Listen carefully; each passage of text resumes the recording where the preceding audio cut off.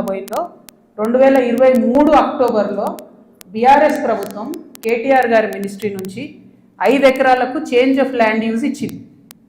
అంటే ఇండస్ట్రియల్ భూమిని రెసిడెన్షియల్ భూమి కింద మార్చుకోవచ్చు అని చెప్పింది. మరి ఇది ఎట్లా వచ్చింది? ఏంది ఇది? ఎందుకు ఇచ్చారు ఎలక్షన్ కన్నా 2 రోజుల ముందు? ఏం లావాదేవీలు జరిగినాయి? దీంట్లో కృష్ణారావు గారి పాత్ర ఏంది?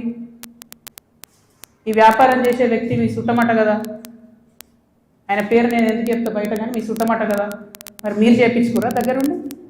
ఏంది ఇది? దీనికి నాకు సమాధానం చెప్పాలి. కేటీఆర్ గారు చెప్తారా, బీఆర్ఎస్ పార్టీ చెప్తుందా, కృష్ణారావు గారు చెప్తారా? దీనికి సమాధానం చెప్పాలి. ఎట్లా ఇస్తారు చేంజ్ ఆఫ్ ల్యాండ్ యూజ్? ఈ ల్యాండ్తో మాకు సంబంధమే లేదు. 5 ఎకరాలకు బీఆర్ఎస్ గవర్నమెంట్లో చేంజ్ ఆఫ్ ల్యాండ్ యూజ్ వస్తుంది. నిన్నగాక మొన్న 6 ఎకరాలకు కాంగ్రెస్ గవర్నమెంట్ కూడా అదే ల్యాండ్లో చేంజ్ ఆఫ్ ల్యాండ్ యూజ్ ఇచ్చింది.